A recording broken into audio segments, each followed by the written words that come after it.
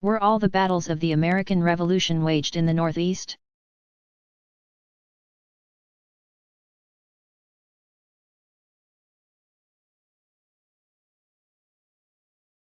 No, there was also fighting in the southern colonies. But the struggle between the American colonists and the British was further complicated in the South by the presence of slaves. Landowners feared that any fighting in the vicinity would inspire slaves to revolt against them. Knowing this, the British believed they could regain control of the southern colonies more readily than those in the north. In November 1775, the British governor of Virginia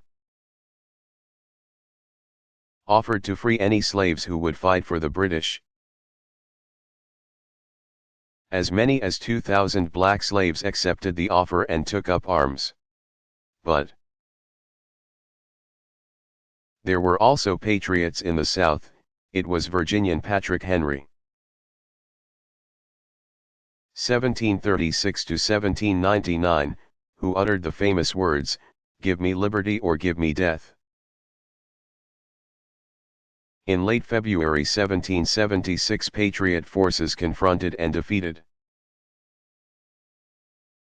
pro-British colonists near Wilmington, North Carolina. The British troops who were sailing from Boston, Massachusetts, to North Carolina to join the loyal colonists arrived too late to help. They instead sailed on to Charleston, South Carolina, which was also the scene of fighting that summer.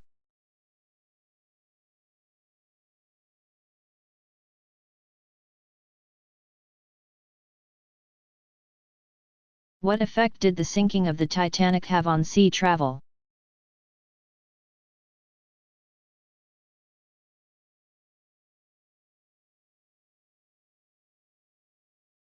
The sinking of the Titanic brought about new regulations to increase the safety of sea travel. First, and perhaps most simply, all ships are required to carry enough lifeboats such that there is one spot for each person on board. When Titanic sailed, the number of required lifeboats was based on the ship's tonnage, not on the number of passengers and crew. Also, new rules required lifeboat drills to be held soon after a ship sails. Shipping lanes were moved farther south, away from the ice fields, and are monitored by a patrol. Ships approaching ice fields are required to slow their speed or alter their course.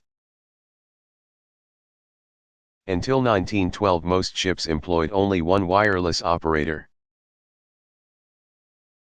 Such was the case on the California, which was less than 20 miles from Titanic when wireless operator Jack Phillips sent out the distress signal. However, the operator on the California was not on duty at that hour. Phillips stayed at his station, desperately trying to reach a nearby ship, and eventually went down with Titanic. In the aftermath of the disaster, the U.S. Congress moved quickly to pass the Radio Act of 1912, which required that radios be manned day and night, that they have an alternate energy source besides the ship's engine, and that they have a range of at least 100 miles. Further, operators must be licensed, adhere to certain bandwidths, and observe a strict protocol for receiving distress signals. This was the beginning of the Federal Communications Commission, or FCC. These measures were meant to rid the airwaves of those amateur operators who had confused official operators the night of April 15, 1912. One erroneous wireless message transmitted by amateurs that night had the Titanic moving safely toward Halifax, Nova Scotia.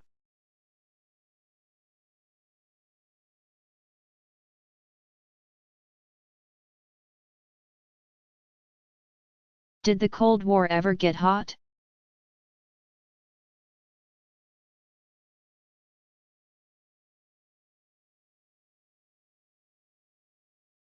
After World War II, 1939–45, an intense rivalry developed between so-called Eastern Bloc countries, made up of the Communist Soviet Union and its allies, and the Western Bloc countries, the United States and its democratic allies. Though mutual suspicion, distrust, and fear ran deep on both sides of the conflict. The Cold War, 1947–89, never resulted in fighting, it never became hot. But both sides nevertheless prepared for that possibility by strengthening military alliances and developing and stockpiling weapons. The Cuban Missile Crisis, 1962, was probably the closest the Cold War came to getting hot.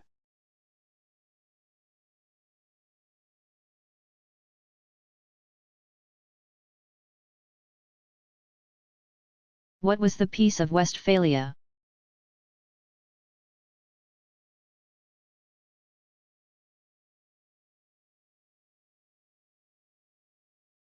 In 1644, with Europe torn by the 30 Years' War, 1618–48. A peace conference was convened in Westphalia, Germany. But the negotiations were for long years in the making. The fighting continued until 1648, when the Peace of Westphalia was finally signed. Under this treaty, France and Sweden received some German lands. The agreement also made important allowances for Europe's religions.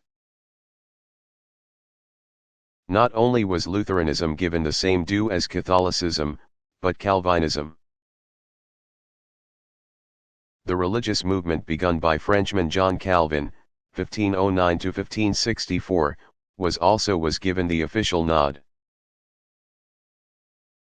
In short, the treaty not only ended the religious warfare in Europe,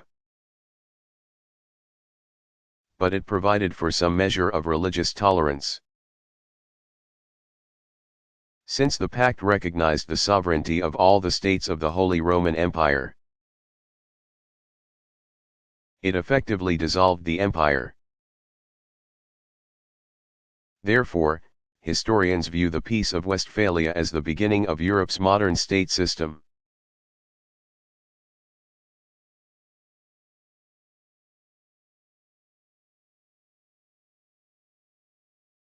When did the American suffragist movement begin?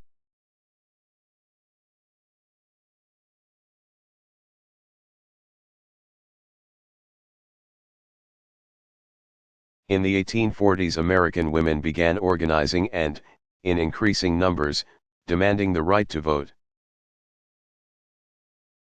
The movement was started by women who sought social reforms, including outlawing slavery, instituting a national policy of temperance, abstinence from alcoholic beverages, and securing better work opportunities and pay. These reformers soon realized that in order to make change they needed the power of the vote. Among the leaders of the suffragist movement was feminist and reformer Elizabeth Cady Stanton, 1815–1902. She joined with anti-slavery activist Lucretia Mott, 1793–1880, to organize the first women's rights convention in 1848 in Seneca Falls, New York, launching the woman suffragist movement. In 1869 Stanton teamed with Susan B.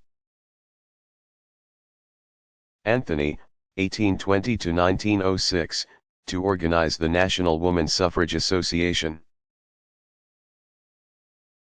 That same year, another group was formed, the American Woman Suffrage Association. Led by women's rights and anti-slavery activist Lucy Stone, 1818 to 1893, and her husband Henry Brown Blackwell, 1825 to 1909. In 1870 the common cause of the two groups was strengthened by the passage of the 15th Amendment, which gave all men, regardless of race, the right to vote. When the two organizations joined forces in 1890, they formed the National American Woman Suffrage Association, NAWSA. The founders of the American women's movement were followed by a new generation of leaders, which included Stanton's daughter, Harriet Eaton Blatch, 1856 to 1940, as well as Alice Paul,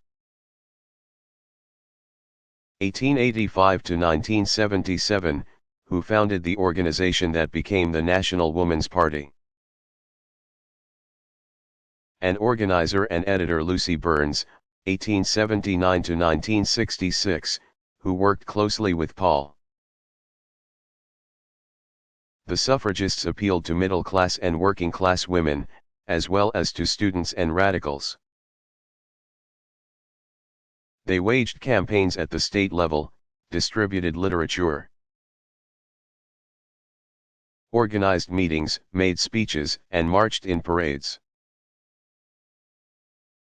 They also lobbied federal legislators, picketed, and chained themselves to the White House fence. When jailed, many resorted to hunger strikes and were sometimes met with cruel treatment. The suffragists' fight was a fierce one. The opposition played on the widespread belief that if given the right to vote,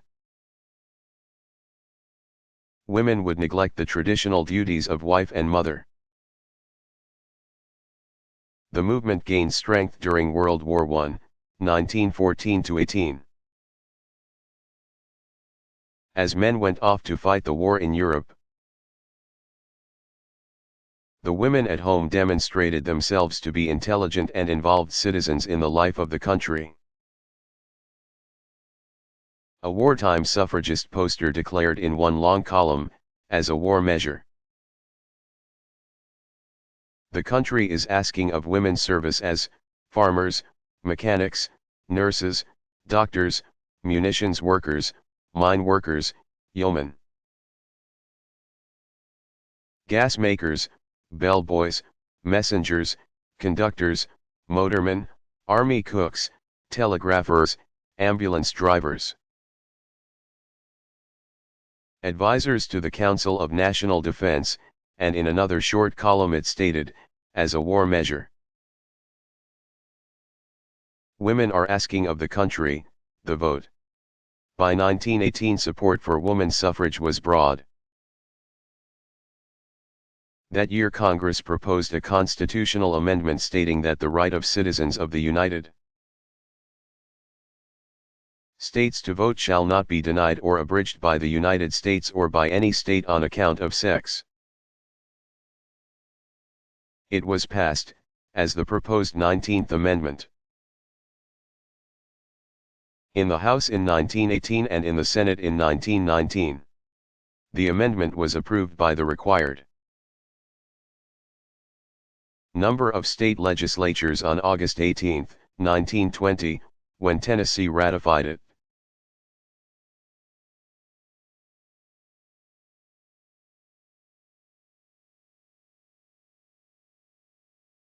Who were the Saxons?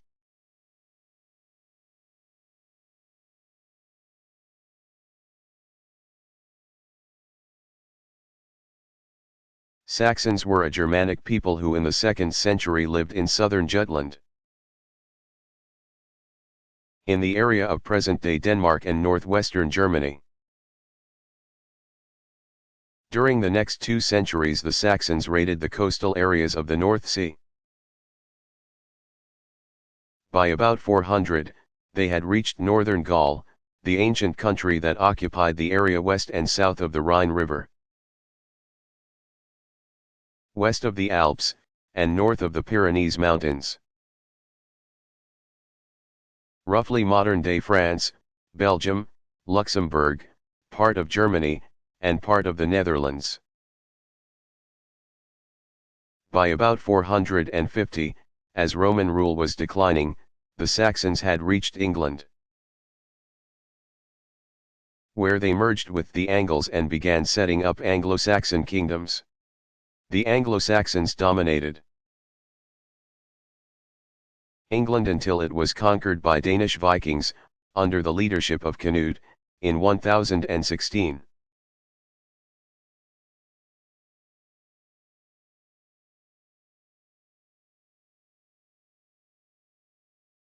Who was the first to reach Mount Everest's summit?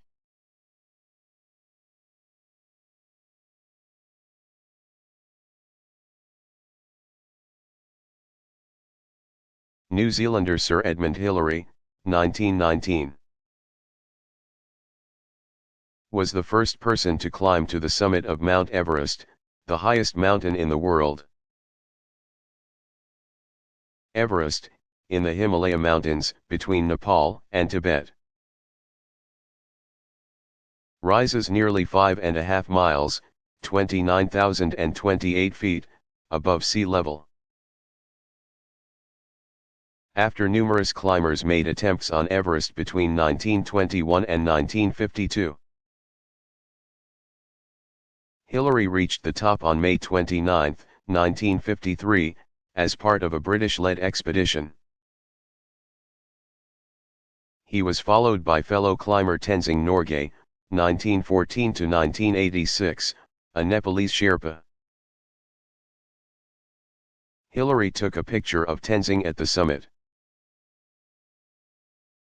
But Tenzing did not know how to work the cameras, so there is no picture of Hillary.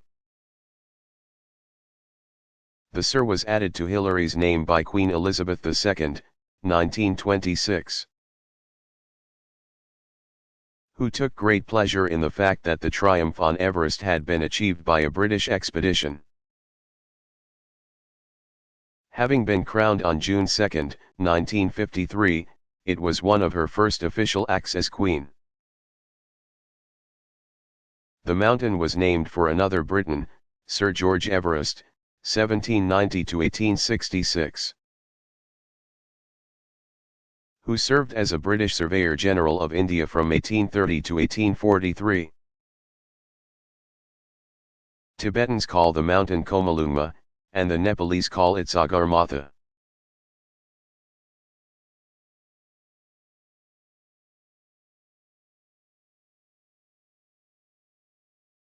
What does 40 acres and a mule mean?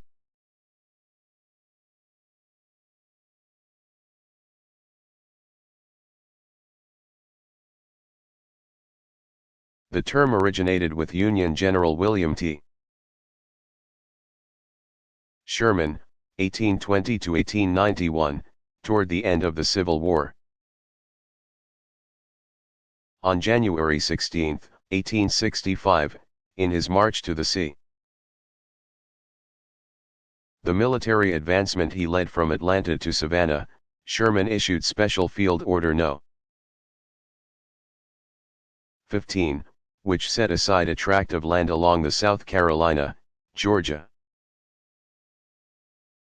and Florida coasts for the exclusive settlement of 40,000 freed slaves.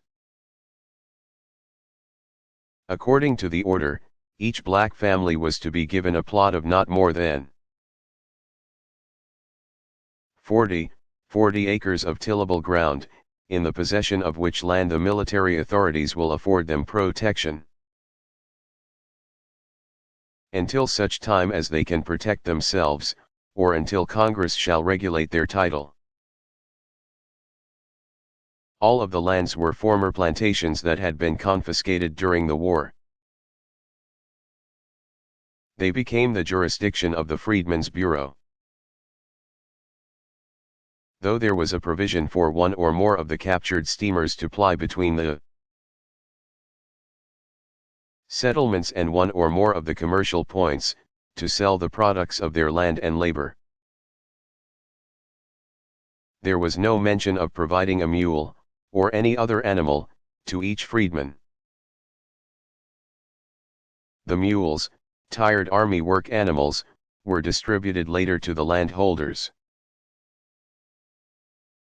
News of 40 acres and a mule spread among the freed slaves. But soon after the war ended in April 1865, this promised to materially assist. The freedman was abandoned when President Andrew Johnson, 1808 to 1875, issued pardons for the ex-Confederates and ordered their lands returned to them. The somewhat obscure term 40 acres and a mule resurfaced in the 1990s and early 2000s as the issue of reparations came to the fore in the United States.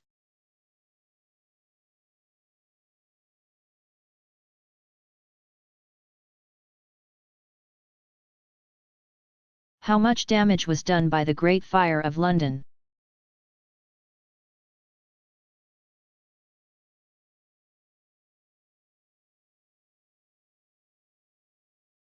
The fire, which began early in the morning on Sunday, September 2, 1666, and burned for 4 days and nights, consumed 4/5 of the city, which was then walled, plus 63 acres lying just outside the city walls. The blaze began in Pudding Lane near London Bridge and quickly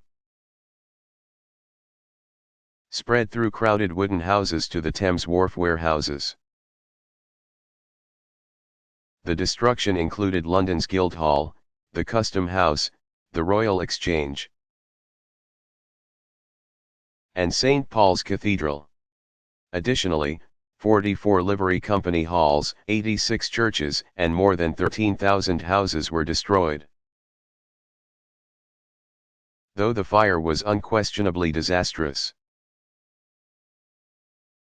London soon rebuilt and became one of Europe's most modern cities. The fire also destroyed thousands of old buildings where lice-infested rats had lived. They were partly responsible for spreading the plague through the English city.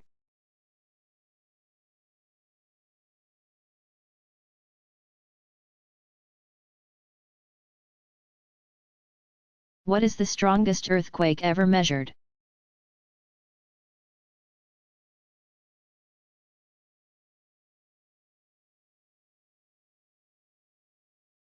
It was one that shook Chile on May 22, 1960, it measured 9.5 on the Richter scale. 2,000 died, 3,000 were injured, and 2 million were left homeless. Damage was $550 million. The quake also spawned tsunamis, seismic waves, which claimed 61 lives in Hawaii, 138 in Japan, and 32 dead or missing in the Philippines.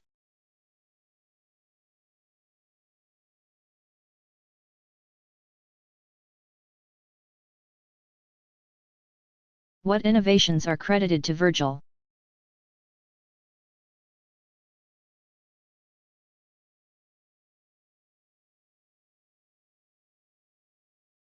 Scholars acclaim Virgil, 70 to 19 B.C., for transforming the Greek literary traditions,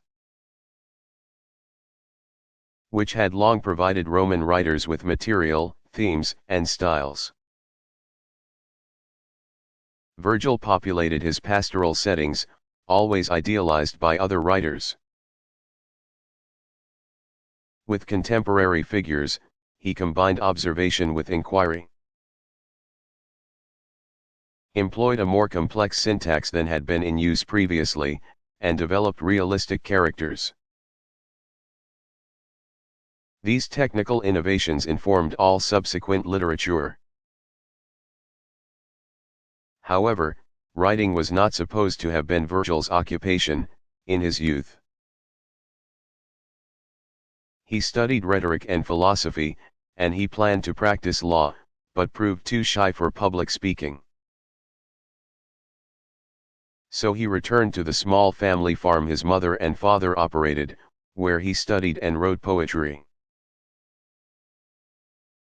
In addition to the Aeneid, Virgil wrote eclogues, or bucolica, a set of 10 pastoral poems written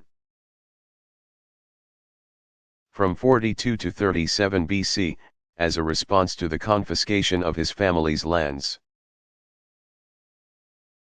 And Georgics, a 4-volume work, written from 36 to 29 BC, glorifying the Italian countryside.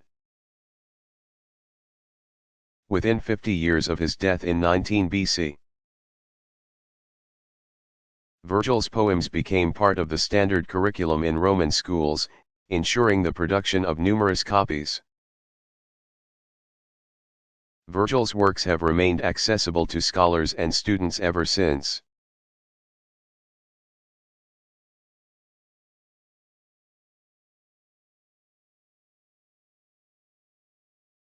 What did Silent Spring have to do with the environmental protection movement?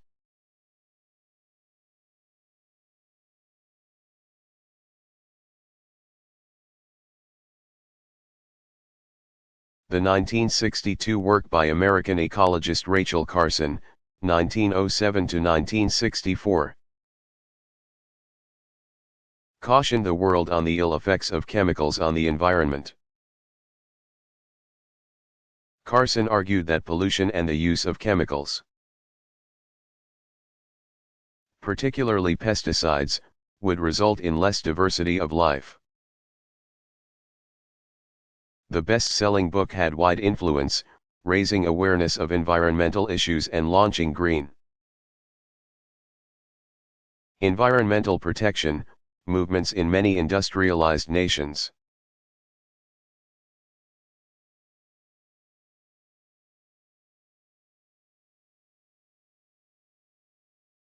What were pieces of 8?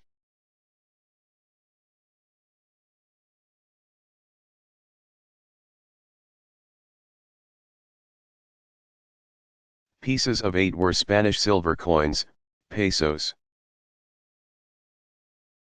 that circulated along with other hard currency in the American colonies. Since the settlements in the New World were all possessions of their mother countries, England, Spain, France, Portugal, and the Netherlands, they did not have monetary systems of their own. England forbade its American colonies to issue money. Colonists used whatever foreign currency they could get their hands on. Pieces of 8, from Spain, reals, from Spain and Portugal, and shillings, from England, were in circulation. The pieces of 8 were most common. The Spanish silver coin was so named because it was worth 8 reals and at one time had an 8 stamped on it. To make change, the coin was cut up to resemble pieces of a pie. 2 pieces, or 2 bits, of the silver coin made up a quarter,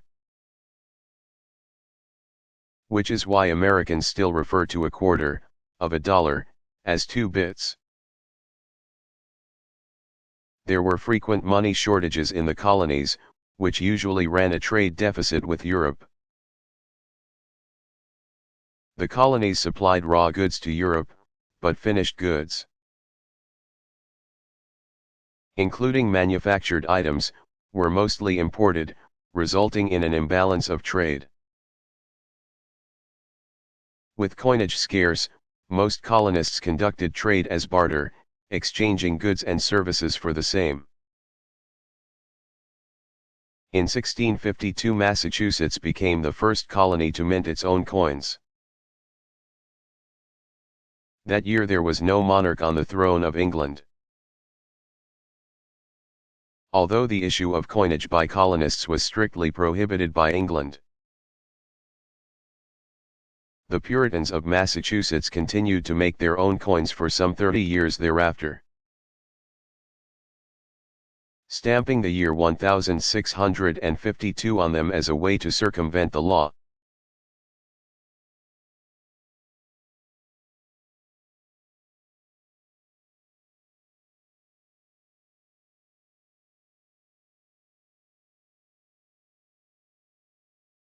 What is the Byzantine Empire's role in history?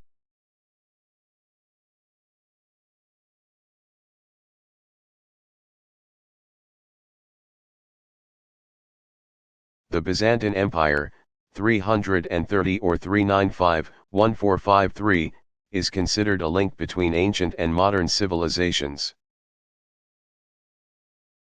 Though the empire was constantly fighting off invaders, plagued by religious controversies,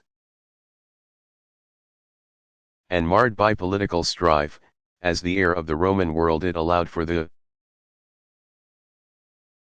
customs of Greco-Roman civilization to mix with those of the East and with Christianity. The fall of the Byzantine Empire in 1453 typically marks the beginning of the modern era.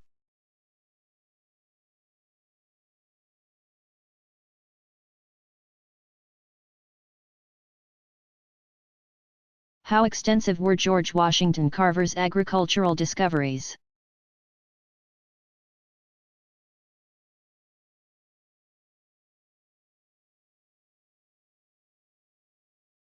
American botanist and agricultural chemist George Washington Carver, c. 1864 to 1943, won international fame for his research, which included finding more than 300 uses for peanuts and more than 100 uses for sweet potatoes. The son of slave parents, Carver was born near Diamond Grove, Missouri, and through his own efforts obtained an education, earning a bachelor's degree in 1894 and his Master of Science in Agriculture in 1896 from Iowa State University. That year he joined the faculty of Alabama's Tuskegee Institute, now Tuskegee University, where he served as Director of Agricultural Research until his death in 1943. His first research projects centered on soil conservation and agricultural practices. Carver gave lectures and made demonstrations to Southern farmers, particularly black farmers, to help them increase crop production. He then turned his attention to finding new uses for two Southern staple crops, peanuts and sweet potatoes. Carver found that peanuts could be used to make a milk substitute, printer's ink, and soap. He also found new uses for soybeans and devised products that could be made from cotton waste. His efforts were all intended to improve the economy in the American South and better the way of life of Southern black farmers. Carver was lauded for his accomplishments. He was named a Fellow of the Royal Society of Arts of London. 1916, he was awarded the Spingarn Medal for Distinguished Service in Agricultural Chemistry, 1923. And he was bestowed with the Theodore Roosevelt Medal for his valuable contributions to science, 1939.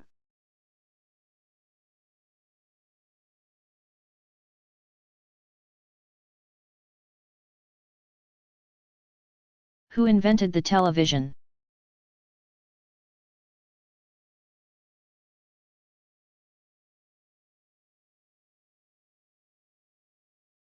The television, which may seem to many to be a decidedly American invention, was actually the outcome of a series of inventions by a cast of international characters. As early as 1872, British engineer Willoughby Smith, 1828 to 1891. Inspired by an experiment on selenium rods, imagined a system of visual telegraphy. 5 years later, the tube technology that would make television possible was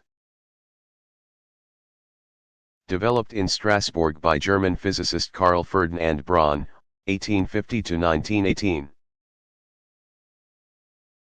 He invented a cathode ray tube, also known as the Braun tube,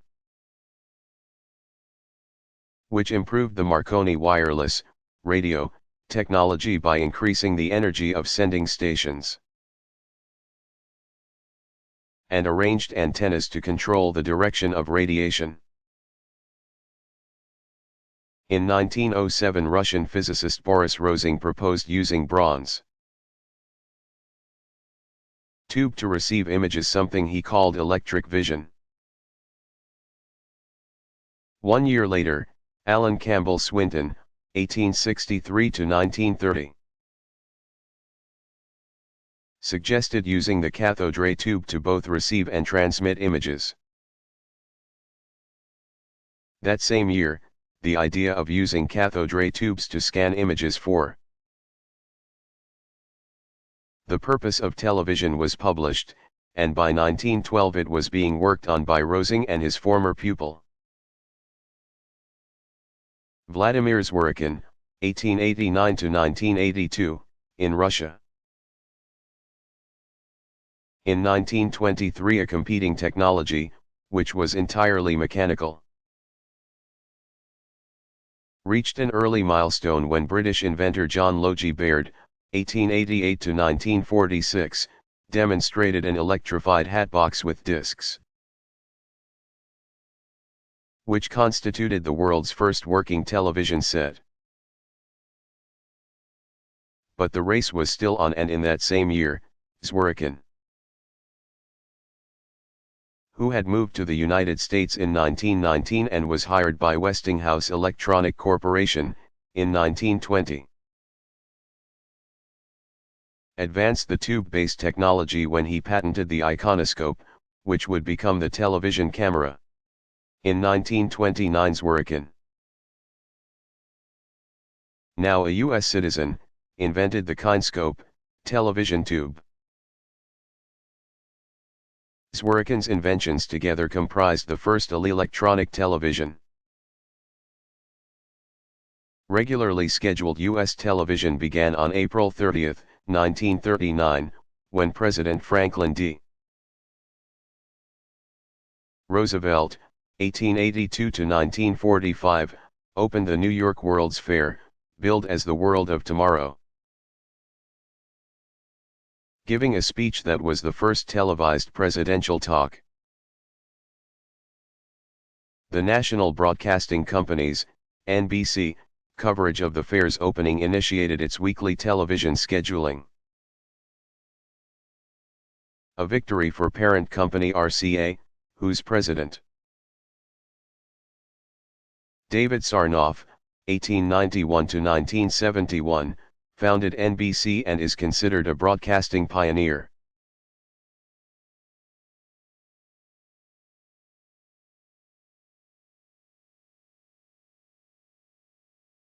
Troops begin fighting in World War II?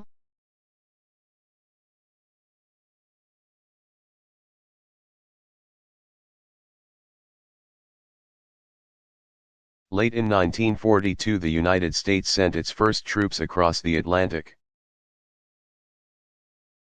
making amphibious landings in North Africa, followed by Sicily and the Italian peninsula. The first Allied landings were in Morocco, Casablanca, and Algeria, Oran and Algiers, on November 8 of that year.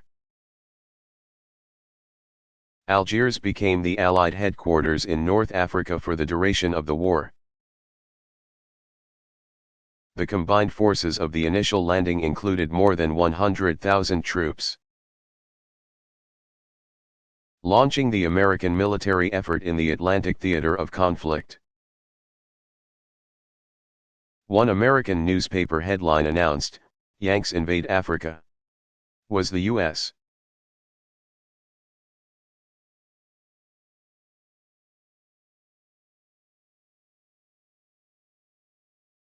Who was Emmeline Pankhurst?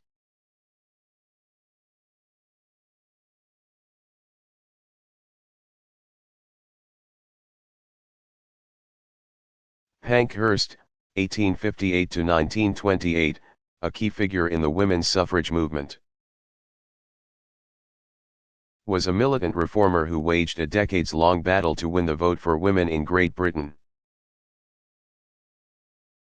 Pankhurst's sometimes radical campaign greatly influenced her American counterparts. Though she held various municipal offices and was married to an influential barrister, Richard Marsden Pankhurst, she worked for change primarily through the organizations she founded. In 1889 she organized the Women's Franchise League. And 5 years later the group's work secured the right of all women, married and unmarried, to vote in local elections. She went on to found the Women's Social and Political Union in 1903. The union was known for its extreme tactics. The British suffragist movement culminated in 1928 with the passage of the Representation of the People Act, which gave all women the right to vote in elections. Pankhurst died later that year.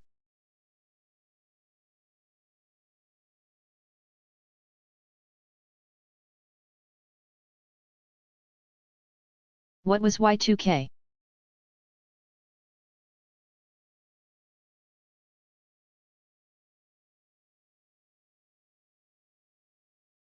Y2K means year 2000, K is a metric abbreviation for thousand. In the late 1990s the term was most often coupled with problem or bug to refer to a potentially disastrous computer programming peculiarity. Over decades of programming and in trillions of lines of code, developers had truncated the 4-digit year to 2 digits as a space-saving mechanism, so that 1999 was rendered as 99. It was therefore feared that many computer programs, as well as simple chips in VCRs, watches, and other consumer devices, might malfunction, reading 00 not as 2000 but as 1900, or not recognize it at all. The problem was a concern for every sector of the global economy, but it was feared to have a particularly ruinous impact on the mainframe computer systems that are the backbone of operations for banks and other financial institutions. Electric utilities, water systems, communication systems, oil and gas companies, and government entities, such as the Department of Defense and the Social Security Administration. In the second half of the 1990s, business and government developed solutions to the Y2K problem. Or the millennial bug, readiness was gauged periodically to encourage the sharing of best practices across and between industries.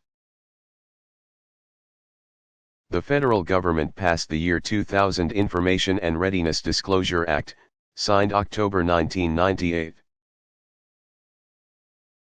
Despite assurances that the Y2K bug had been fixed,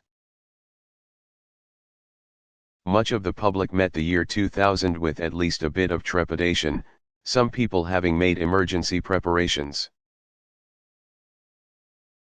such as stocking up on food and water, buying generators, and stashing away cash. Though there were isolated glitches, no major problem surfaced. Thanks to rectification efforts, the foretold Y2K crisis never materialized. But the cost of fixing the problem was high. It had an estimated $1.5 trillion price tag.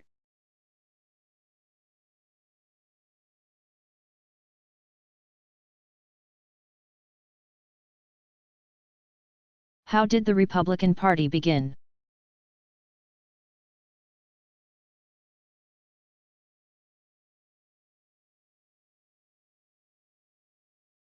The Republican Party, one of the two principal political parties of the United States, was founded in 1854 by those opposing the extension of slavery into new territories. The party mustered enough support to elect their candidate in 1860, Abraham Lincoln, 1809 to 1865. During the 1880s, party members nicknamed themselves the Grand Old Party. The vestige of this nickname is still around today, as the GOP. There have been 17 Republican presidents.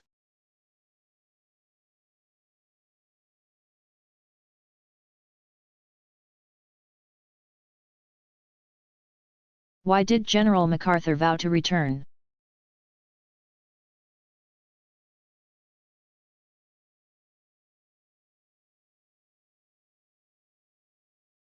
Two weeks after the Japanese bombing of the U.S. military bases at Pearl Harbor and the Philippines, Japan invaded the Philippine Islands.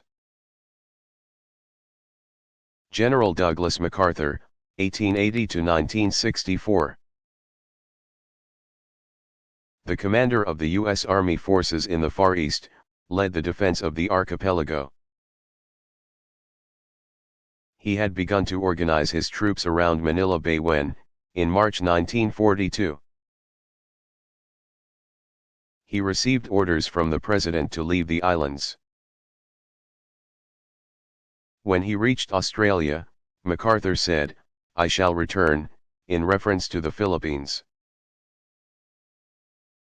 Under new commands, MacArthur directed the Allied forces' offensive against Japan throughout the Southwest Pacific Islands.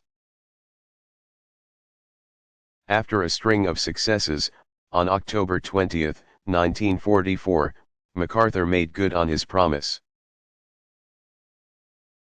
Landing on the Philippine island of Leyte, accompanied by a great invasion force.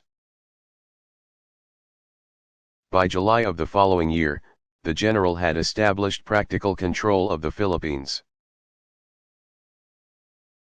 When Japan surrendered in August, MacArthur was made the supreme commander of the Allies, and as such, he presided over the Japanese surrender aboard the USS Missouri on September 2. He received the Medal of Honor for his defense of the Philippines. But he wasn't the only hero in the MacArthur family. His father, Arthur MacArthur, 1845 to 1912, had received the nation's highest military award during the Civil War, 1861 to 65.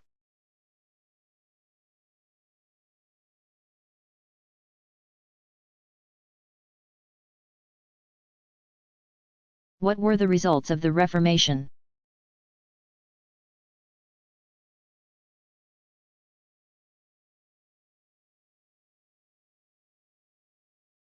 The emergence of the Protestants, who got their name for protesting against the Catholic Church,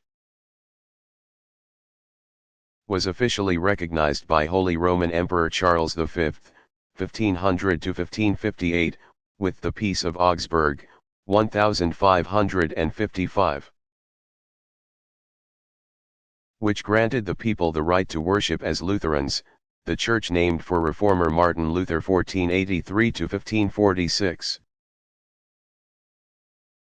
But the hostility between Catholic and Protestant countries erupted in 1618 with the 30 Years' War. That series of conflicts, which had become increasingly political as it raged, was ended with the Peace of Westphalia, which, among other things, stipulated that Lutheranism and Calvinism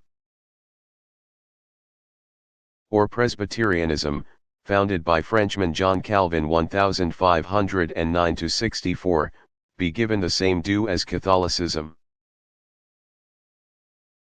Through acts of state, both Catholicism and Protestantism took hold in Europe. With the northern countries, including those of Scandinavia, turning toward the new churches and the southern countries remaining Catholic. For the most part, the Reformation fostered an attitude of religious tolerance among Christians. However, conflict would continue, to the present day, in the British Isles, after Queen Elizabeth I. 1533–1603, adopted a moderate form of Protestantism, called Anglicanism. As the official religion of England, English Protestants colonized Ulster, northern Ireland, and in so doing gave rise to hostilities with their Irish Catholic countrymen to the south. For its part, the Catholic Church, too, underwent a period of reform, called the Counter-Reformation, which rid the Church of many of its pre-Reformation problems to emerge as a stronger religious body. The Reformation had without question brought about greater religious freedom than had been known before. Among the churches that emerged during the Reformation are the Lutheran, the Anabaptist, ancestors to the Amish and Mennonite churches, the Presbyterian, the Episcopal, and the Congregational and Unitarian, formerly Puritan, all of which have strong followings today. Both in Europe and in North America, where they were established by the colonists.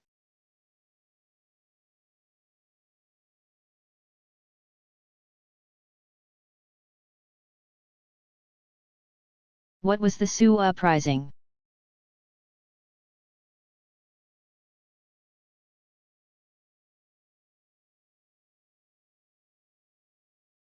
The uprising took place in August and September 1862 in southwestern Minnesota when the Sioux there suddenly had been made to give up half their reservation lands. Their situation was made worse by crop failures. While the government debated over whether it would make the payments it owed to Indian nations in gold or in paper currency. The Sioux were also without money. The U.S. agent at the Sioux reservation refused to give out any food to the Indians until their money arrived from Washington. The Sioux people were hungry and angry, and white observers could see there was trouble coming and warned the government. But the situation soon erupted in August when 4 young men having a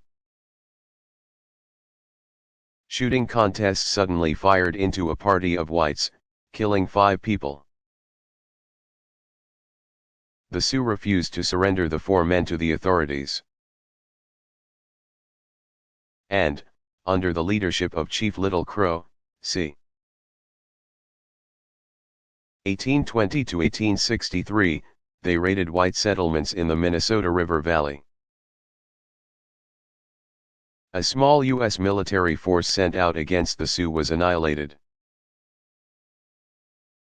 Meantime, white settlers fled the region in panic. On September 23, Minnesota sent out 1,400 men who defeated Little Crow at the Battle of Wood Lake. The raids had already claimed the lives of 490 white civilians. 33 Sioux were killed in the fighting with the military, while most of the Indians who had taken up arms fled to the Dakotas. The government began to round up native men who were suspected of participating in the campaign against white settlers. More than 300 men were tried and sentenced to death, many of them on flimsy evidence. Episcopal Bishop Henry Whipple, 1822–1901, interceded in their behalf. Making a personal plea to President Abraham Lincoln, 1809–1865. The bishop was able to get 265 death sentences reduced to prison terms. But 38 Sioux men, accused of murder or rape, were hung in a public ceremony on December 26, 1862. The Sioux reservation lands were broken up, and the remaining Sioux were dispersed. Minnesotan nevertheless continued to man military posts in that part of the state for years to come. The events during and after the uprising were brutal for both sides. But many observers had seen that the treatment of the Sioux was going to lead to conflict. One missionary, after witnessing the harsh way the policy with the Indians had been carried out, wrote to Bishop Whipple, saying, "If I were an Indian I would never lay down the war club while I lived."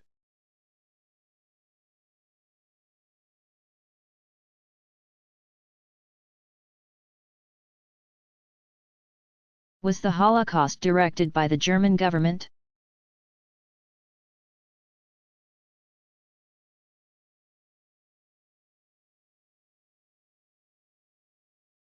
Yes. When fervent nationalist Adolf Hitler, 1889–1945, rose to power in Germany in 1933, he quickly established a reign of terror based on his philosophy that the German, Aryan, race is superior to all others. He established a violent policy against Jews, those who did not flee the country were rounded up and sent to concentration camps, where they were kept without cause. This was before Hitler's acts of military aggression in Europe. But after German troops invaded Poland and World War II began, the Führer's anti-Semitic campaign was accelerated. Jews in Germany and in Nazi-occupied countries of Europe were severely persecuted. Those who were put into concentration camps including Auschwitz, Treblinka, Buchenwald, and Dachau were exterminated, many of them in gas chambers. By the end of the war, in 1945, Hitler's final solution to the Jewish question had been underway for some 12 years. And 6 million Jews had been systematically murdered by the Nazis during the Holocaust, or Shoah, Hebrew. As his defeat was imminent, the despotic ruler took his own life in 1945. By then he had destroyed Europe's Jewish community. Many of Hitler's leaders were later tried by an international court at Nuremberg.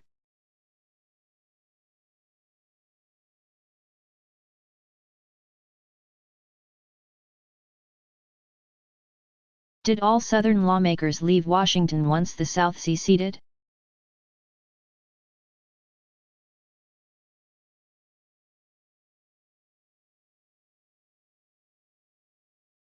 All but one, even after the South seceded and the first shot of the war was fired at Fort Sumter. South Carolina, Senator Andrew Johnson, 1808–1875, of Tennessee opted not to leave the Union. The fact that Johnson did not stick with the state he represented may seem a surprising move, but it reveals one of his most fundamental and fiercely held beliefs. He maintained an unswerving trust in the Constitution. Consequently, he viewed secession as not only treasonous but illegal. His decision to remain with the Union proved politically advantageous to Johnson, a Democrat. In 1862 President Abraham Lincoln, 1809 to 1865, appointed him military governor of Tennessee. When Abraham Lincoln went on to a second term in office, in March 1865, Johnson was his vice president. He had held this job for a scant 6 weeks when Lincoln was assassinated. April 14, and Johnson assumed the presidency.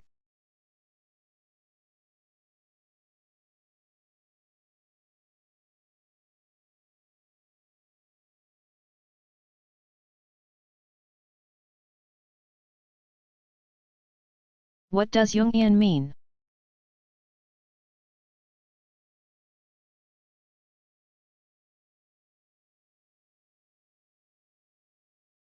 Jungian refers to the analytical psychology founded by Swiss psychiatrist Carl Gustav Jung, 1875 to 1961.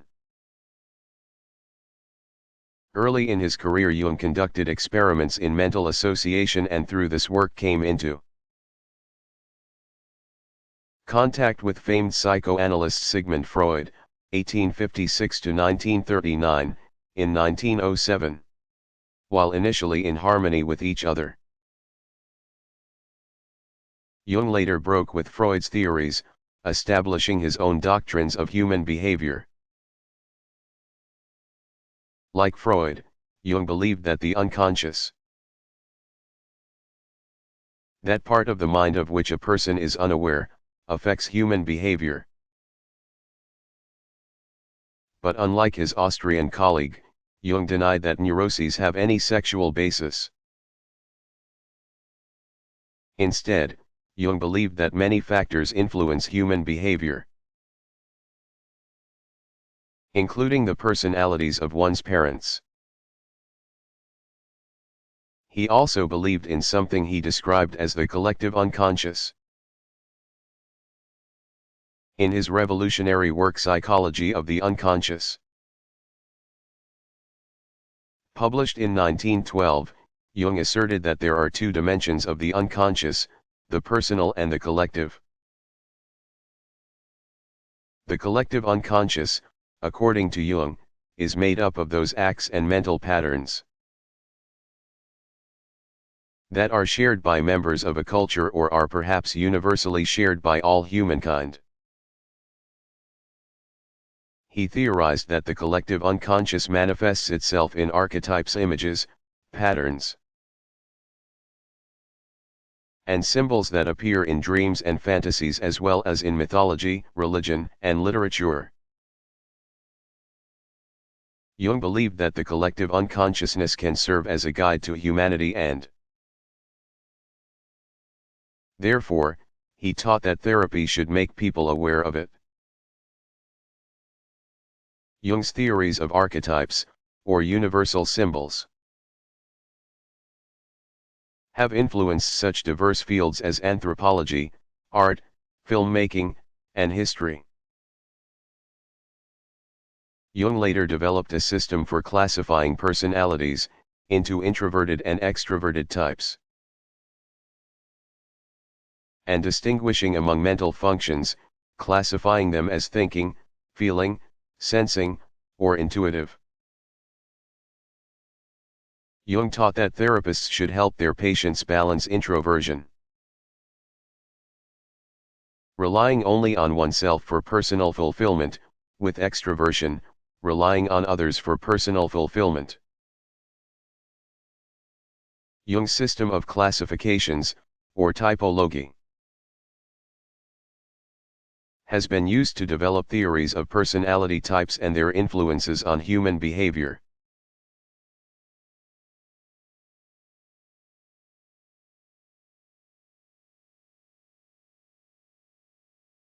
What was the Johnstown flood?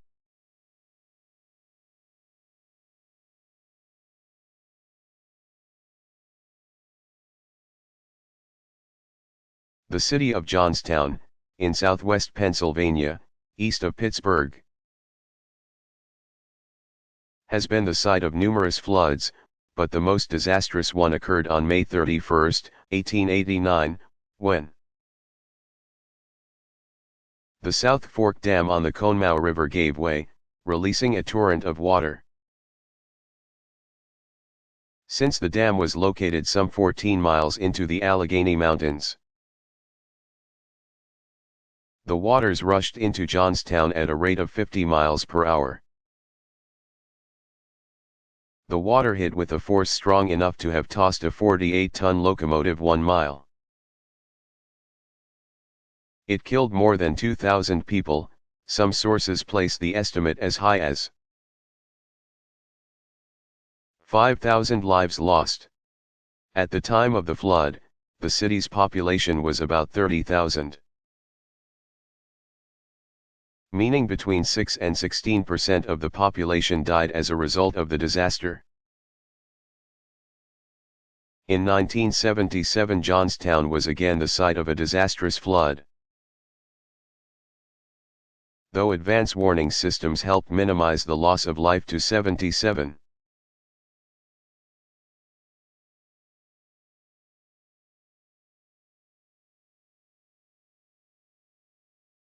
Were there hospitals before the Middle Ages?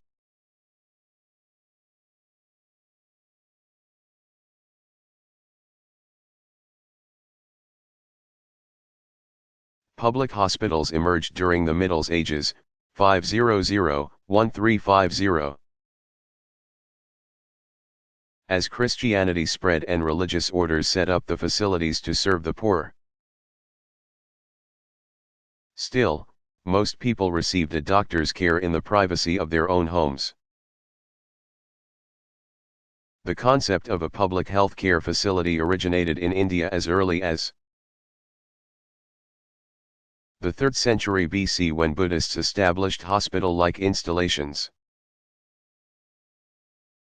The Middle Ages saw the establishment of facilities more closely resembling modern hospital, including Paris's Hôtel Dieu. Founded in the 7th century, today it is the oldest hospital still in operation. In 970, a hospital in Baghdad, in present-day Iraq, divided physicians into the equivalent of modern-day interns and externs. Its pharmacy disseminated drugs, as well as spices deemed to have medicinal value, from all over the known world.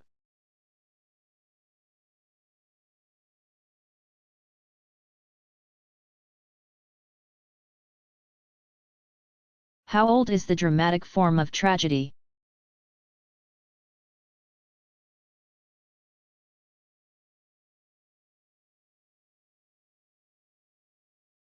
Tragedy, a form of drama central to Western literature, dates to ancient times, the 5th century B.C., when Greeks held a religious festival to honor the god Dionysus, god of fertility, wine, and, later, drama. Famous ancient tragedies include Oresteia by Aeschylus, who is credited with inventing tragedy; Oedipus Rex by Sophocles, and Medea and Trojan Women by Euripides. The philosopher Aristotle observed that tragedy's function is a cathartic one by participating in the drama. The spectators are purged of their emotions of pity and fear. The well-known Renaissance tragedies of William Shakespeare, 1564–1616, harken back to the works of Roman statesman and playwright Seneca, c4b.ca.d65, who wrote during the 1st century. He is credited with creating dramatic conventions including unity of time and place, violence, bombastic language, revenge, and ghostly appearances.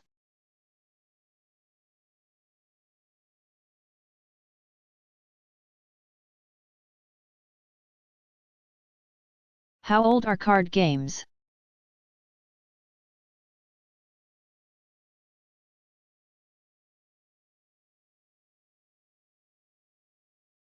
Card games are believed to have originated in China in about AD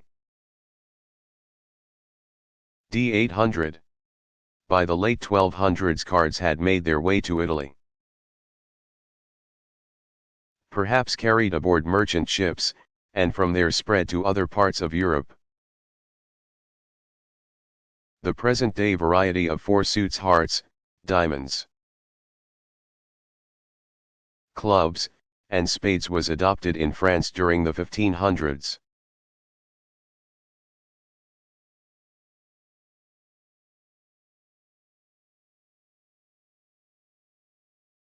What are greenbacks?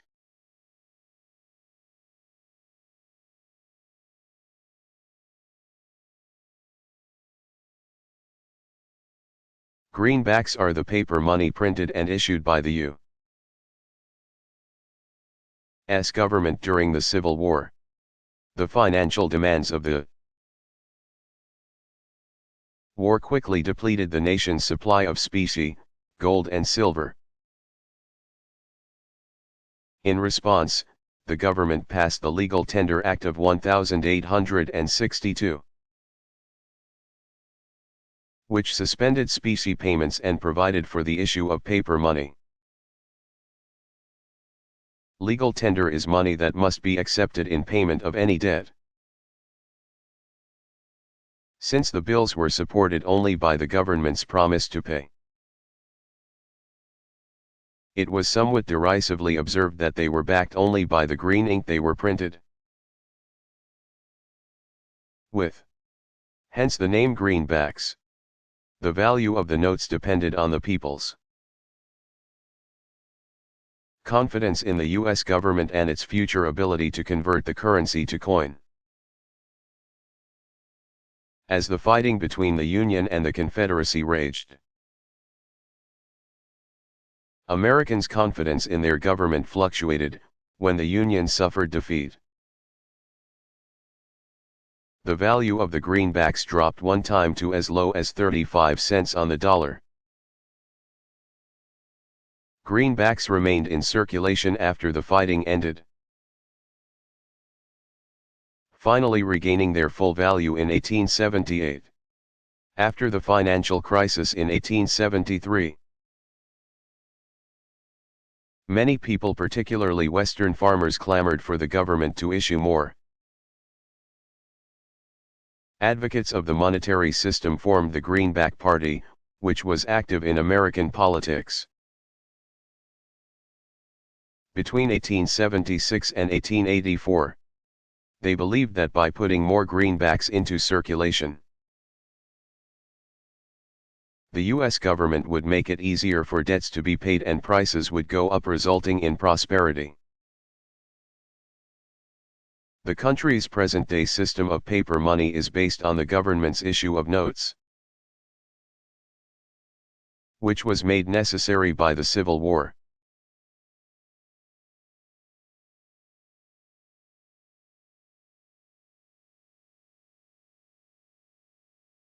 Have the Olympic Games been held regularly since 1896?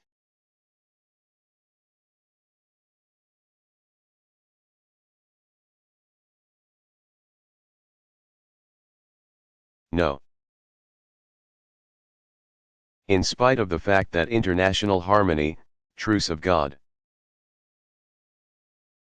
is one of the hallmarks of the modern Olympic movement, the Games have been cancelled by the governing body, the International Olympic Committee.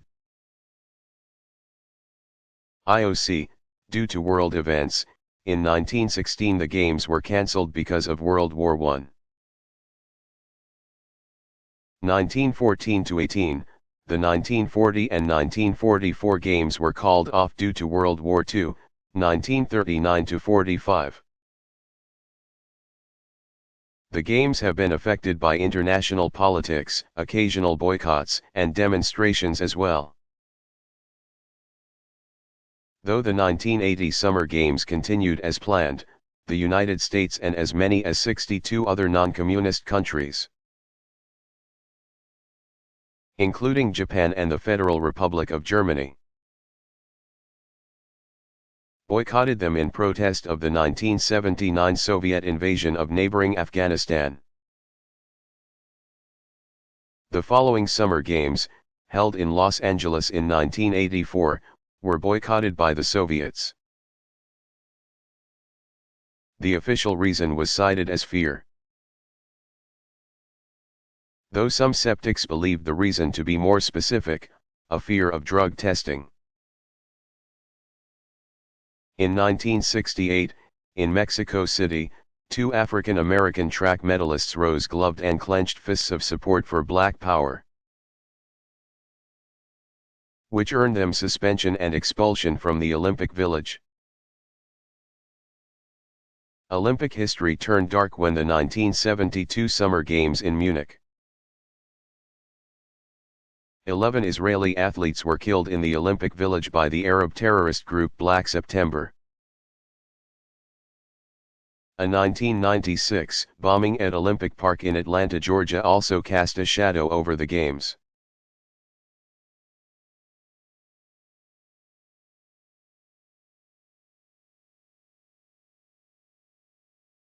Is Virgil's Aeneid an unfinished work?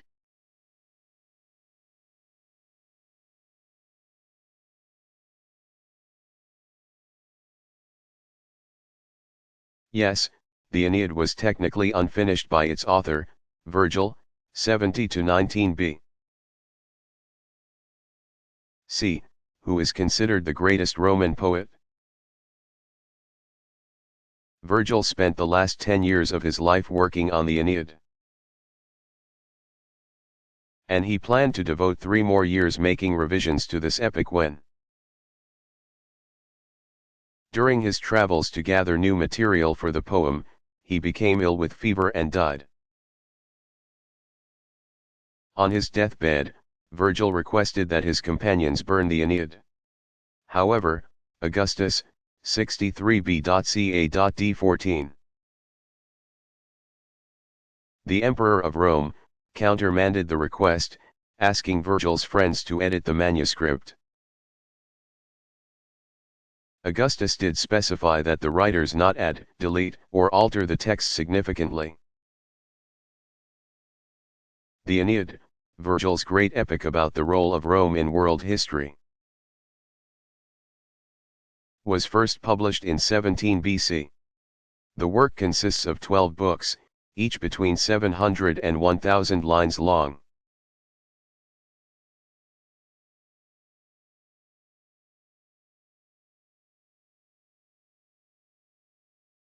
What is the system of scientific management?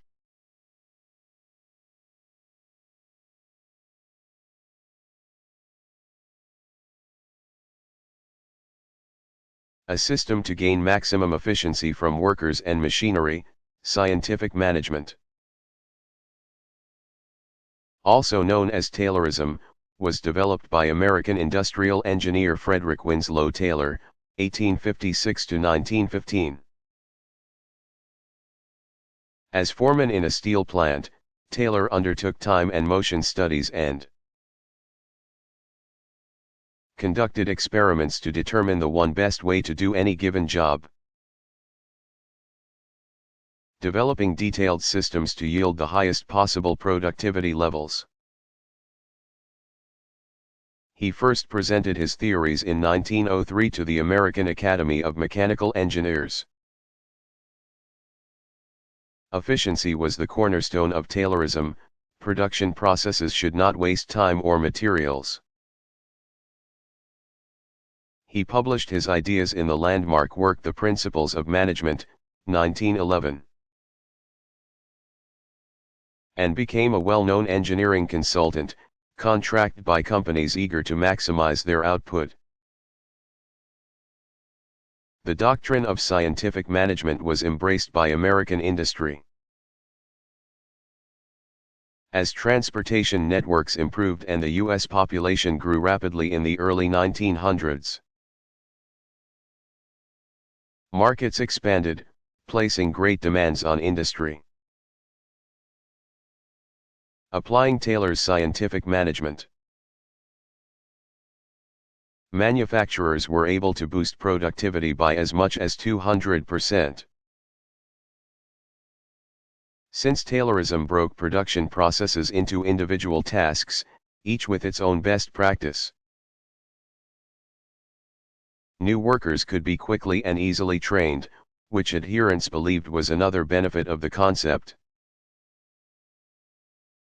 Scientific management had many advocates, including engineers Frank, 1868 to 1924, and Lillian, 1878 to 1972, Gilbreth, who furthered Taylor's work, publishing volumes such as Primer of Scientific Management. 1911, Psychology of Management, 1912, and Studies on Motion, Fatigue, and Time. Among those who applied scientific management were Ford Motor Company, in developing the assembly line for the Model T. Boston retailer Fillings, one of the first commercial enterprises to use the method. And Bethlehem Steel, which conducted experiments in the loading of pig iron. Scientific management also had its detractors. Taylorism was criticized for having a dehumanizing effect on labor. In making every job routine, some charged that the system separated the minds of workers from their hands,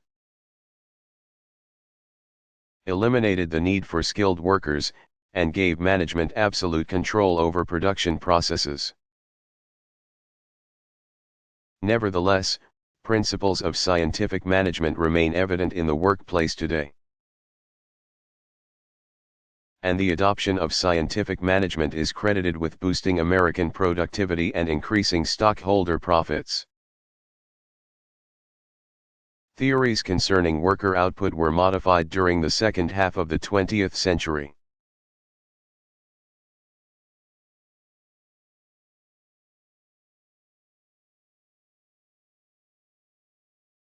What was Custer's last stand?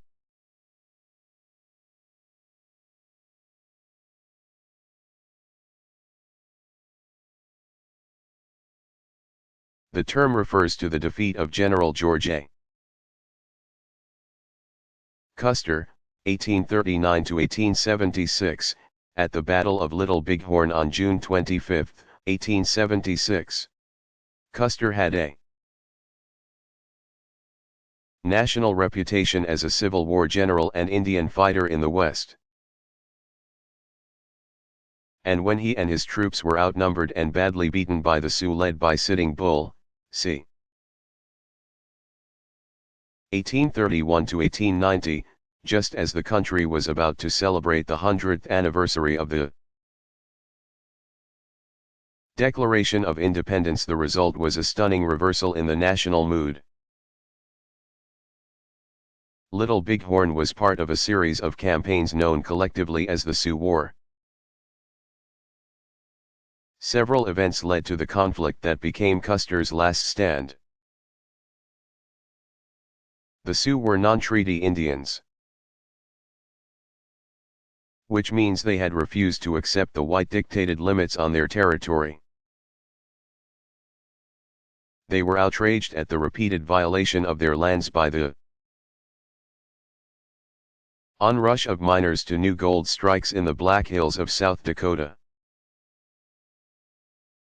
Further, there had been 8 attacks by the Sioux on the Crow who were living on reservation land. Finally, Sitting Bull, the chief of the Hunkpapa band of Sioux, refused government demands that he and his people return to reservation lands. Meanwhile, unbeknownst to the government's military strategists, by spring 1876 Sitting Bull had been joined in his cause by other groups of Northern Plains tribes, including the Cheyenne led by Crazy Horse. C. 1842 to 1877. With the government ready to use force to return Sitting Bull and his band of Sioux to reservations. The stage was set for a conflict bigger than any Washington official had imagined. On June 25, Custer rode into Montana Territory with his 7th Cavalry to meet the Sioux. Despite orders to simply contain the Indians and prevent their escape, he attacked. While historians remain divided on how Custer could have been defeated on that fateful June day. One thing remains certain, Custer and his men were badly outnumbered. Having divided his regiment into 3 parts, Custer rode with about 225 men against a force of at least 2,000, the largest gathering of Indian warriors in Western history. Custer and his soldiers all died. The fighting continued into the next day, with those Indians that remained finally disbanding and returning to their designated territory. Meantime, Sitting Bull and his band retreated into Canada. Returning to the United States 5 years later, in 1890, Sitting Bull was killed by authorities. The battle became the subject of countless movies, books, and songs. It's remembered by some Native Americans as a galvanizing force, proof that brave men who fight for what they believe in can win.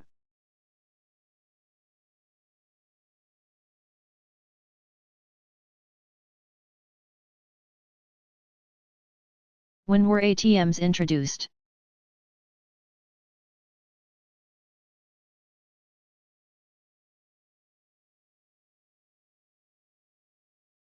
The ubiquitous automatic teller machine, ATM, was introduced in 1967 by Britain's Barclays Bank at a branch near London. 2 years later, the Chemical Bank opened the first ATM in the United States at Rockville Center, New York. Self-service banking grew steadily in the 1980s and took off in the 1990s, when some banks began charging their customers for banking through tellers rather than ATMs.